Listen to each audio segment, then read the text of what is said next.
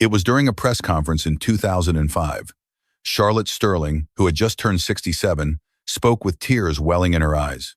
"If the law permitted it, I would stab him with my own hands." The room fell entirely silent. She was a singer affectionately known as Our Lottie, beloved across the United Kingdom. She was a gentle, kind-hearted woman who had never hurt a single soul in her life. Yet, this very woman was declaring her desire to stab someone. Just who was she referring to? And why, even at the age of 67, had that pain never faded? Today we bring you the story of the most agonizing 13 years of Charlotte Sterling's life. Why did she hand over a general power of attorney to the man who saved her life? How did she overcome an absolute despair of an £8 million debt? And why, despite saying she wanted to stab him with her own hands, did she refuse to reveal his name until the very end? The answers begin with an accident in 1961. As previously mentioned, Charlotte divorced her husband in 1968. Her marriage to a first-division professional footballer ended after just 5 years. To make matters worse, the divorce left her saddled with tens of thousands of pounds in debt, and her mother furiously disowned her. She was left to navigate life entirely on her own. Then, in 1972, her mother passed away. At 34, Charlotte Sterling was completely alone. It was before this solitary woman that a certain man appeared. He was the benefactor who had once saved her eyesight. In 1961, Charlotte was 23 years old. She was already one of Britain's most representative singers, boasting massive hit records like The Roses of Spring and Oh Mother Dear. Whenever she held a concert, the venues were packed to the rafters with devoted fans.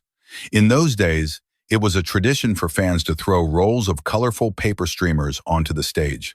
The vibrant ribbons dancing in the theater lights were a cultural staple, a beautiful expression of the audience's love for the performer. However, during one particular show, an unimaginable accident occurred.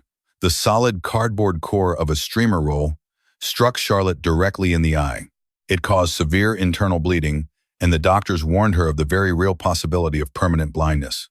For a 2-3-year-old pop sensation, this was tantamount to a death sentence. If she lost her sight, she would not be able to stand on stage. Her life as a singer would end right there. Charlotte was reminded of a traumatic memory from her childhood. When she was 7, she fell while visiting the countryside, severely injuring her left arm and requiring 47 stitches. Back then, they told her she might lose the arm. Amputation was only avoided through her mother's desperate pleading. Now, it was her eye. Once again, fate was trying to steal something precious from her. In the midst of this despair, a doctor appeared. Dr. Arthur Pendleton was a highly skilled ophthalmologist operating an elite private clinic on Harley Street in London. He was older than Charlotte and boasted an impeccable reputation in the medical field. Dr. Pendleton took on this incredibly difficult case. After weeks of patient, tireless treatment, Charlotte's vision was completely restored. From darkness back into the light, Dr. Pendleton has saved her eyes. To Charlotte, he was her ultimate savior. He hadn't just saved her sight, he had saved her career, her future, and her entire life. In 1961, Dr. Pendleton saved Charlotte Sterling's eyes. To her, he was the man to whom she owed her life. But 13 years later, their relationship would undergo a drastic transformation. From savior to lover, and waiting at the end of that road was a hell she could never have imagined. In 1968, Charlotte got divorced. Her mother was absolutely livid, screaming, "I told you not to marry him!" Charlotte was thrown out of her family home and had to establish a completely independent life. At the age of 30, she was severed from her family. She remained in London alone, no family, no husband, and no children, having heartbreakingly given up on motherhood following 3 terminated pregnancies. All she had left was her work. Even so, she kept singing. She stood on stage day after day to pay off her divorce debts. Then, as if to kick her while she was down, her mother died of a brain hemorrhage in 1972. Charlotte forever lost the chance to reconcile with her. Had her mother refused to forgive her to the bitter end, or had she passed away unable to find the right words? No one will ever know. At 34, Charlotte Sterling was entirely, profoundly alone. All she had was her music. What she desperately craved was the warmth of another human being. It was around 1974. Exhausted from the grueling divorce proceedings and the death of her mother, Charlotte remembered the savior who had once rescued her eyes. Arthur Pendleton, the man who pulled her from the darkness. Charlotte began to lean on him for emotional support, and the two soon fell into a romantic relationship. Her younger brother, William, would later recall, completely drained by the divorce, my sister turned to the eye doctor who had saved her from blindness, Dr. Pendleton, and around 1974, they became romantically involved. For the deeply isolated Charlotte, Arthur was a beacon of light, the man who saved her life, and now, the man she loved. She believed with all her heart that she could trust him. She believed he would never betray her. That absolute trust would eventually transform into an £8 million debt that would alter the course of her life. By 1975, Charlotte Sterling was 37. Her relationship with Arthur was going smoothly. Arthur was not just working as an ophthalmologist. He had also ventured into the Mayfair property market. He ran a company called Pendleton Holdings and had even begun involving himself in Charlotte's entertainment affairs. Here, it is crucial to explain the concept of a general power of attorney. In the UK, signing over a general power of attorney gives another person the absolute legal authority to sign contracts, take out loans, and make financial guarantees in your name. Handing this over to someone is essentially handing over your life. With that legal power, anyone could bind you to catastrophic contracts without you ever knowing. But Charlotte, who trusted her savior from the bottom of her heart, was utterly blind to the danger. And tragically, there was no one by her side to warn her. One day, Arthur visited Charlotte's Kensington flat. He had been calling repeatedly, and his face was pale with panic. The business isn't doing well. I need money. Charlotte answered without a moment's hesitation. I will do whatever I can to help you. She handed over all the savings she had put away for her retirement. But it wasn't enough. Arthur needed vast sums of money. I need you to endorse these promissory notes. I need you to sign a power of attorney. Charlotte signed the documents. She didn't ask for the exact details of what they would be used for. He was the man who saved her life, the man she loved. She couldn't possibly doubt him. But Arthur used her legal signature time and time again.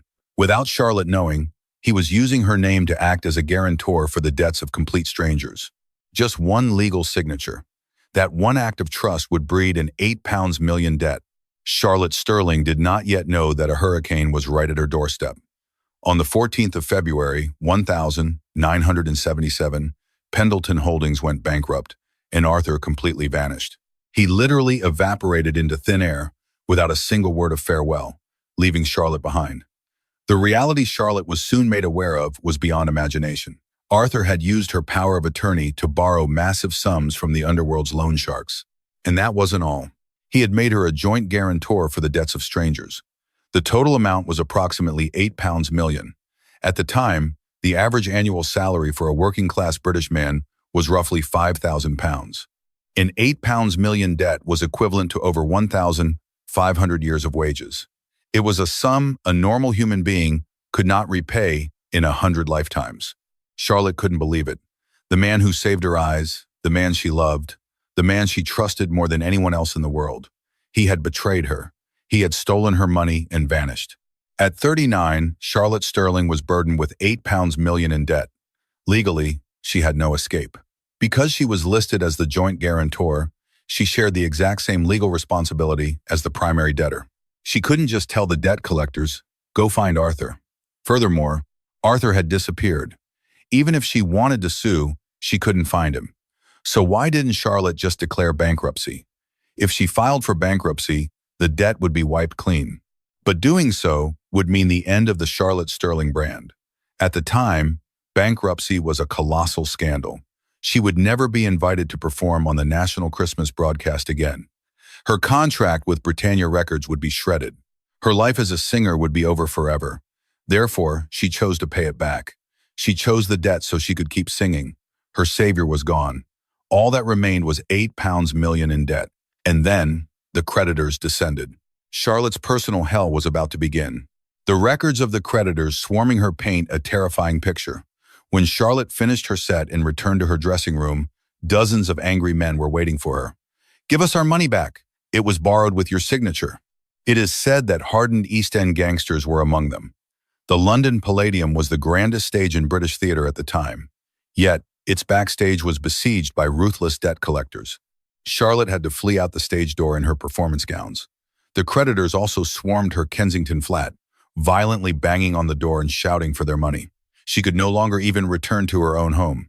The thugs even showed up at the Britannia Records headquarters. The situation had escalated to the point where her colleagues and industry partners were being threatened. Charlotte had no one to rely on. Her mother was dead. She was estranged from her brother, and the man she loved had disappeared. At 39, she had to face this living nightmare entirely alone. Days spent running from debt collectors. A life with nowhere to hide. In the British entertainment industry, there were shadowy figures known as fixers, people you went to when you were in desperate trouble, individuals who held sway over both showbiz and the criminal underworld. A man named Albert Evans was one such figure. Having lost anywhere to run, Charlotte took shelter at Albert's house. One day, while Albert was playing cards with Ronnie Miller, a notorious East End crime boss, a call came in. Charlotte was surrounded by creditors at the Palladium. The West End was Ronnie's territory. But Ronnie said, "If a gangster like me goes down to the Palladium, it'll cause too much trouble. I'll let my missus handle it." The woman he was referring to was his common-law wife, Vivienne Blackwood. At the time, she was a fierce businesswoman running a high-end nightclub in Soho. Vivienne would later become famous across Britain as a television psychic and astrologer. But in 1977, she was not yet a psychic. Born in 1938, she was the exact same age as Charlotte. She ran a Soho club called The Crown, and as the partner of an underworld boss, she had deep ties to the criminal fraternity. Charlotte's brother, William, later described the scene when he rushed to the theater. There was this woman sitting heavily on the dressing room sofa, like a bouncer. She looked at me and said, "So you're the little brother? You being here is utterly bloody useless." Vivienne possessed the power to bridge the gap with the underworld. That was why she was able to negotiate with the ruthless creditors. Vivienne summoned all the creditors to her Soho nightclub. She interrogated them one by one. "How much did you actually lend? This figure is inflated with illegal interest, isn't it?" Vivienne successfully reduced the £8 million debt down to a fraction of the cost, eliminating the extortionate interest rates and settling the matter by agreeing to pay back only the principal sums. For the creditors, forcing Charlotte into bankruptcy meant they would get absolutely nothing, so Vivienne's hardline negotiations worked. However, this rescue came with a heavy price. Charlotte was forced to leave Britannia Records and transfer to a management company controlled entirely by Vivienne. Vivienne seized Charlotte's touring rights, set up a new agency, appointed herself as the CEO, and took total dictatorial control over Charlotte's career. An archival record states, Vivienne essentially placed the entirety of Charlotte's income under her direct control. It's necessary to touch upon the exact amount of the debt here. Vivienne constantly changed her story regarding how much Charlotte actually owed. Sometimes it was £2 million, then £4 million, then £6 million, then £8 million. It is said that Charlotte herself didn't even know the exact figure. She was treated like Vivienne's robot, unaware of how much debt she actually had. This is how one historical account describes it. Ultimately, the true figure remains a mystery. The only verified fact is that Charlotte spent roughly 7 grueling years paying back an astronomical sum of money. There are 2 ways to view her relationship with Vivienne Blackwood. One perspective is that without Vivienne, Charlotte would have undoubtedly been forced into bankruptcy. Through Vivienne's formidable negotiating skills, the debt was slashed, and Charlotte was allowed to keep singing. The other perspective is that Vivienne ruthlessly exploited and controlled her. Charlotte couldn't even track her own earnings and was worked like a cart horse for 3 solid years. Charlotte rarely spoke about Vivienne for the rest of her life. She never publicly named her, choosing instead to maintain a dignified silence. What those 3 years under Vivienne Blackwood truly meant to Charlotte, nobody knows. Was it salvation, or was it simply a different kind of hell? Charlotte took the answer to her grave. All we can do is respect her silence.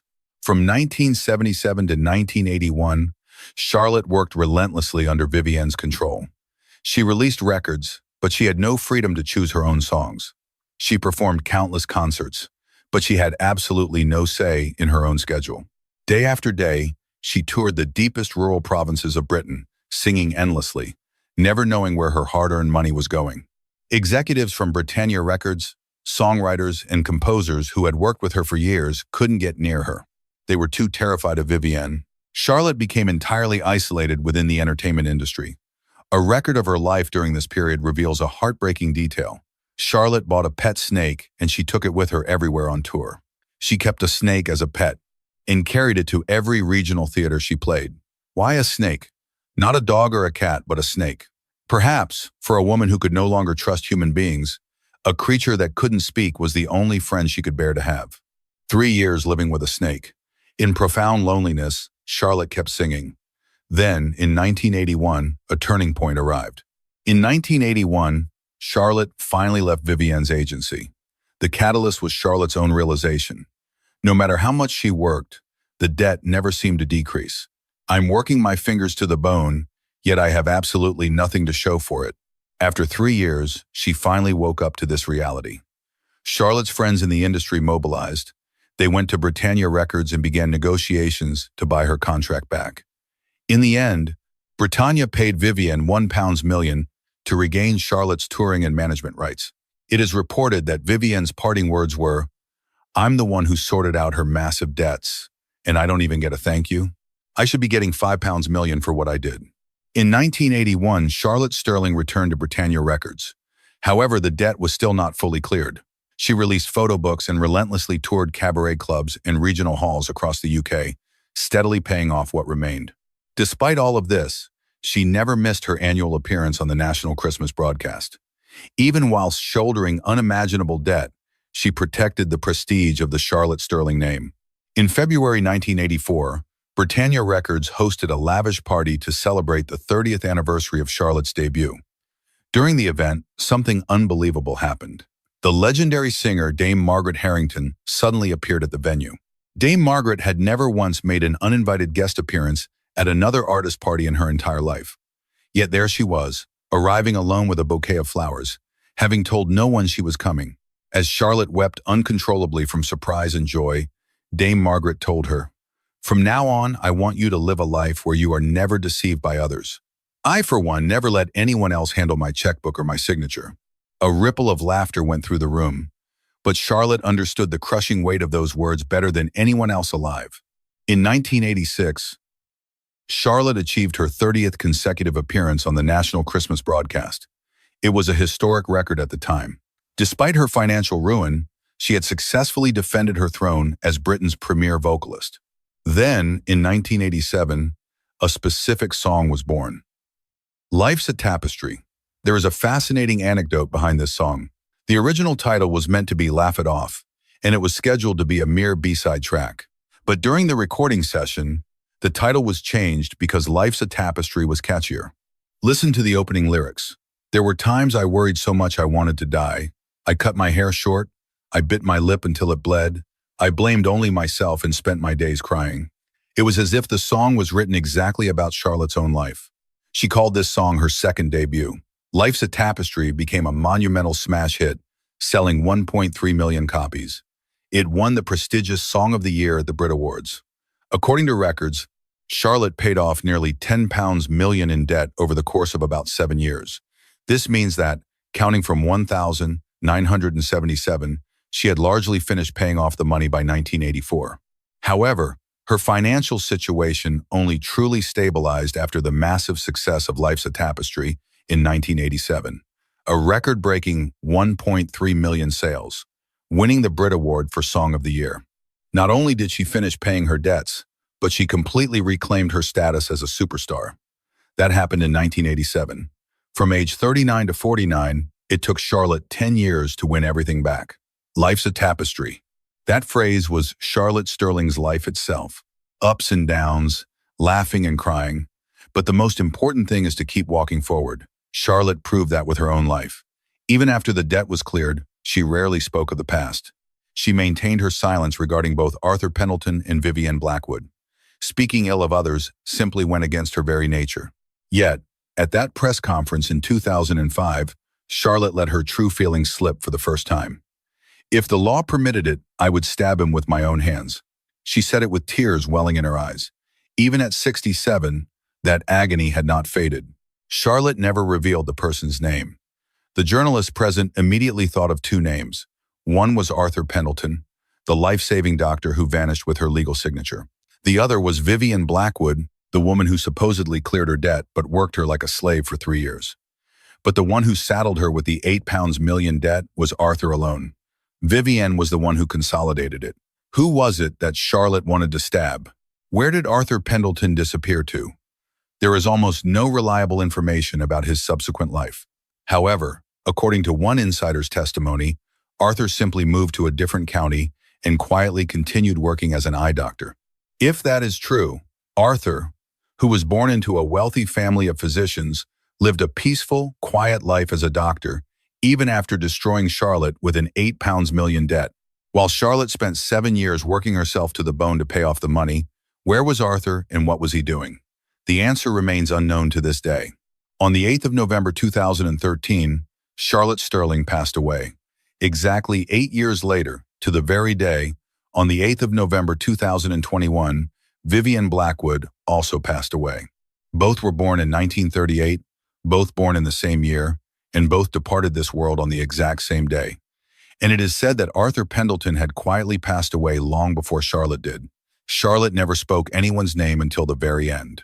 Even while saying she wanted to stab him, she protected his name. Perhaps that was her own way of finding closure. There is one more telling anecdote about Charlotte's life.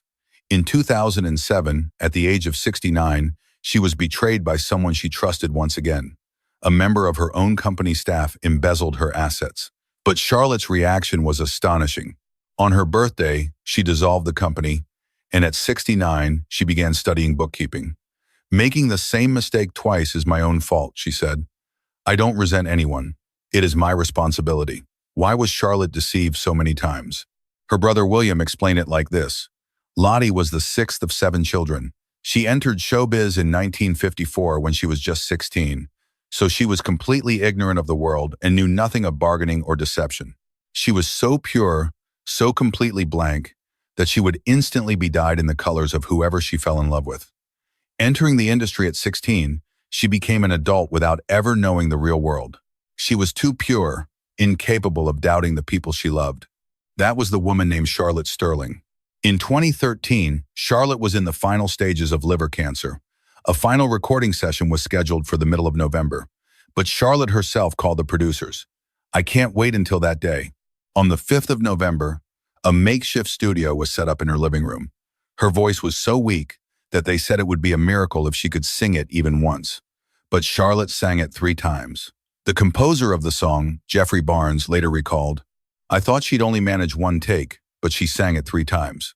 It was a miraculous voice. After the recording, Charlotte spoke. A studio was built right in my room, and I sang with every ounce of voice I had left. To be able to record a song while looking at a beautiful scenery, I will never see again at the end of my life. There is no greater happiness than this. Thank you for giving me such a wonderful time at the very end of my journey. 3 days later, on the 8th of November, Charlotte Sterling passed away at the age of 75. On the 14th of November, 3,000 people gathered at St. Martin-in-the-Fields in London to bid her farewell. As her coffin was carried out, that song began to play. Life's a Tapestry. Suddenly, all 3,000 people began to clap their hands in perfect time to the music. Not with weeping, but with applause, exactly like a concert. Perhaps that was the finale Charlotte had always wished for. To be sent off not with tears, but with smiles. Singing Life's a Tapestry. In 1984, Dame Margaret Harrington had told her at the party, I never let anyone else handle my signature. That day in 1975, when Charlotte handed over her power of attorney to her savior, there was no one by her side to warn her. She made that decision alone, and she paid back the £8 million alone. She kept singing until the very end. Even while saying she wanted to stab him, Charlotte never spoke his name. Her brother William said, she was so pure, she would easily be dyed by the people she loved. She was deceived because she was too pure. But perhaps it was that very purity that kept her silent to her grave. She held resentment, but she didn't say the name. Speaking ill of someone was simply something she could not do. That was who Charlotte Sterling was. Life is a tapestry, going up and going down, laughing and crying, being betrayed and forgiving. But through it all, continuing to walk forward, Charlotte Sterling's life was the absolute embodiment of those words. Lottie, the singer truly loved by Britain. I'm sure many of you remember her fondly.